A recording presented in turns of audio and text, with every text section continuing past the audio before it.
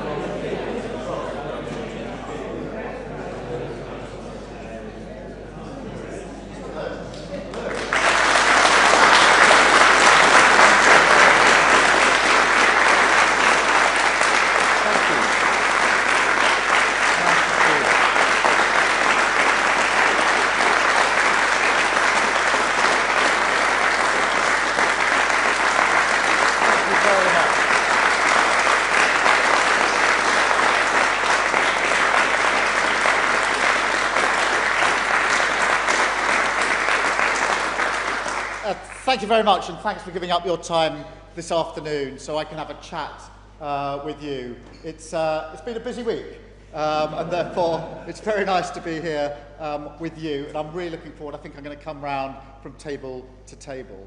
But I wanted to talk to you because I wanted to have the opportunity to say that I know that whatever's going on in the world, and it's volatile out there in the world at the moment, and whatever's going in the turmoil of politics, there's been quite a lot of that going on in the last few days, I know that for you and for millions of people, what matters most is the cost of living.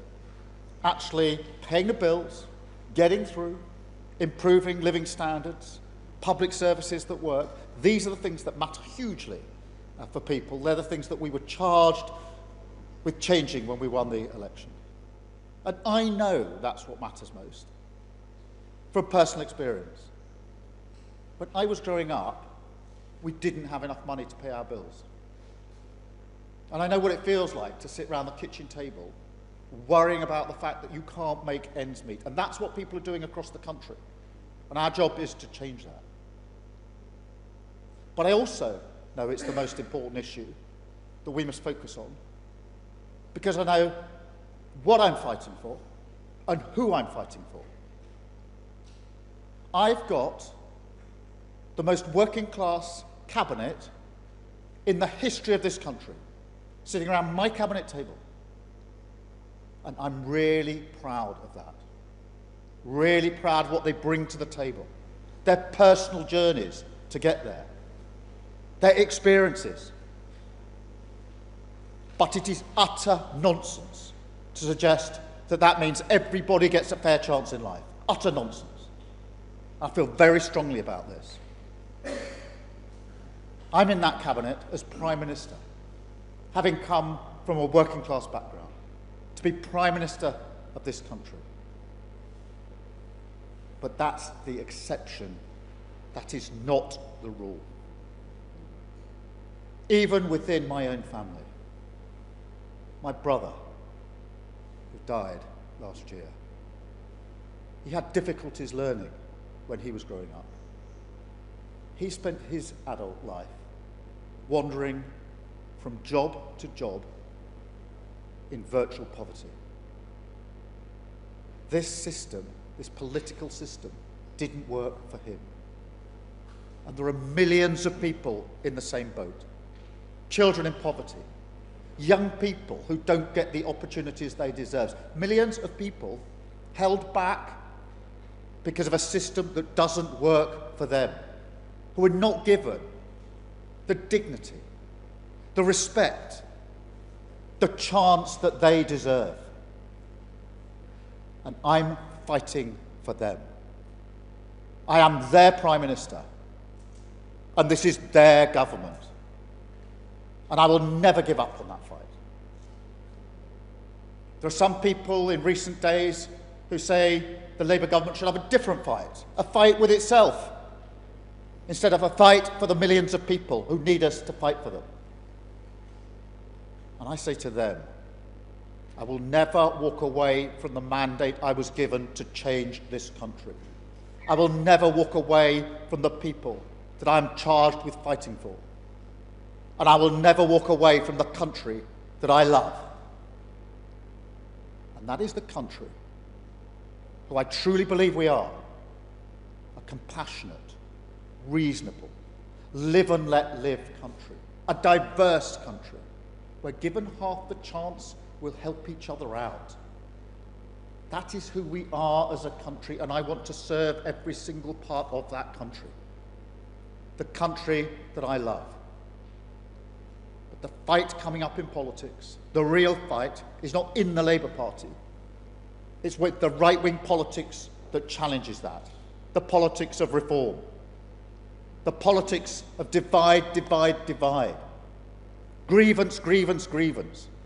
That will tear our country apart. That is the fight that we are in. And I will be in that fight as long as I have breath in my body. Thank you so much for listening to me. I'm now looking forward to a nice cup of tea. Thank you very much. Thank you.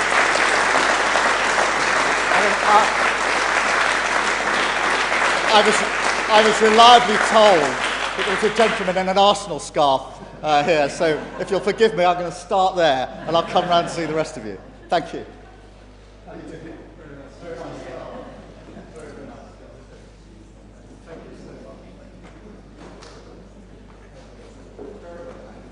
think there was some people had questions for me, so should we take some questions?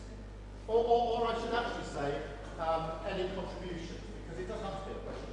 You're entitled to tell me what you think. But let's start with you, because you've also got great judgment. Affordable rail. Yeah. We've frozen the rail fares this year. What's next? What's coming forward? Well, so rail, really important, because what we've tried to do is take a number of measures that tackle the cost of living. So measures like energy bills, where we're taking £150 off the bill, free childcare, free school meals, free breakfast clubs. But a lot of people travel, particularly from here, will travel and have season tickets to get to work and back. So what we've done is, for the first time in 30 years, is to freeze rail fares, to keep a cap on them, to make sure that people have more money in their pockets. So that's why we've done what we've done with rail fares. And it's really important these things ladder up. Each one is not a silver bullet, but if you take all of the measures, and of course the minimum wages are going up as well, it means people have more money in their pocket to go back to that central concern of how they make ends meet, how they get on in life. Let's have another question or contribution or comment. Thank you. My question's about energy bills, and this winter I've been pleased to notice that my fuel bill hasn't been as high because it's been damp as it is today, and it hasn't been as cold.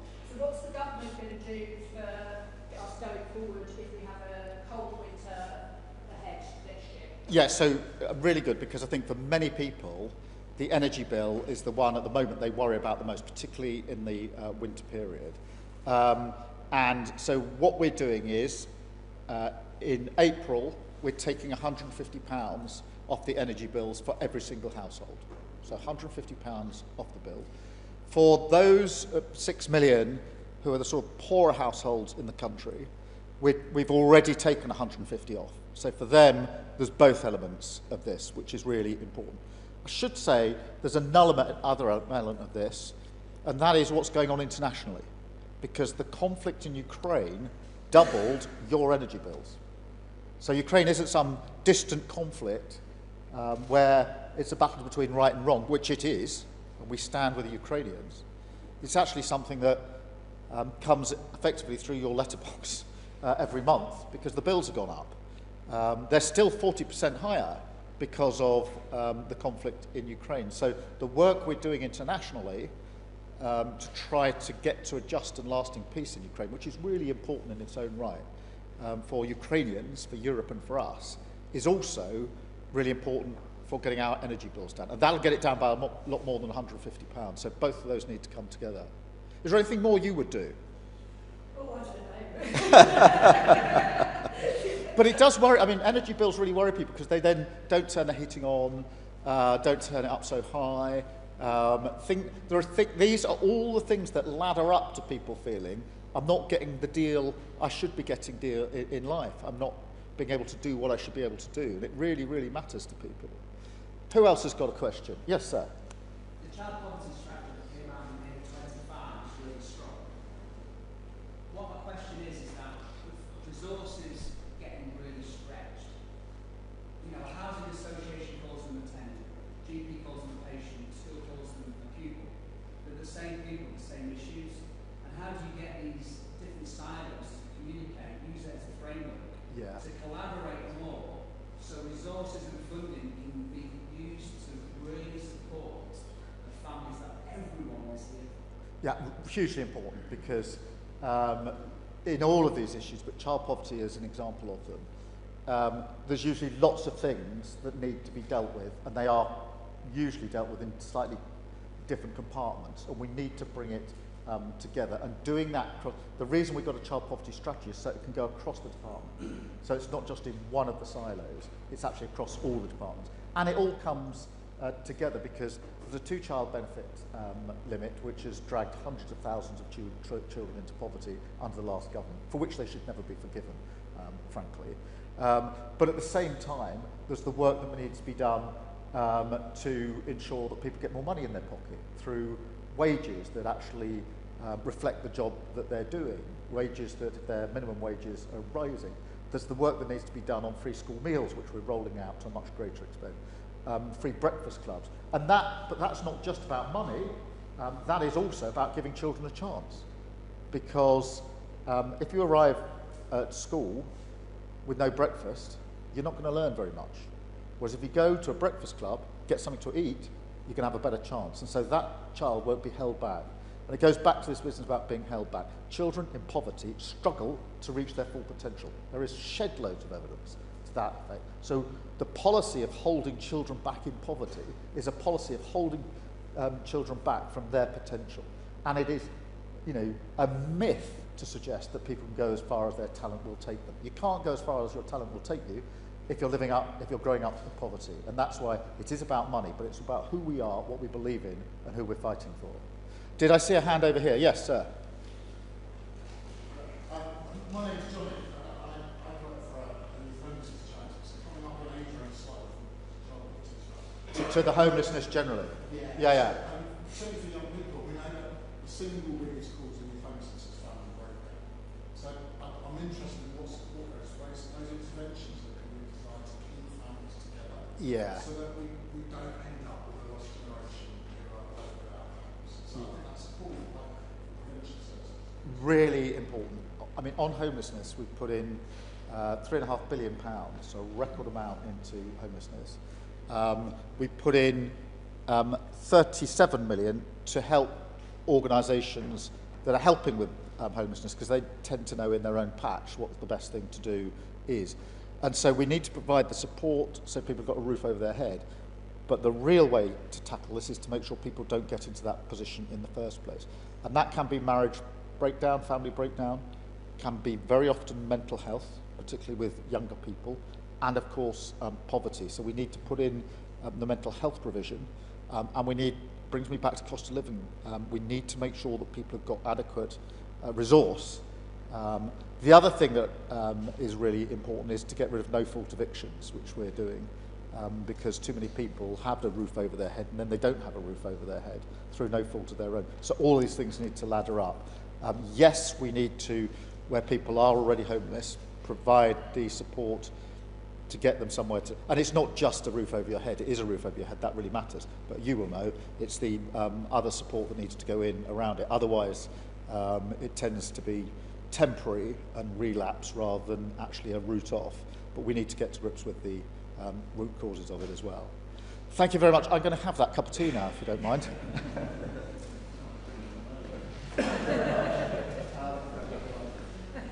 How are you doing?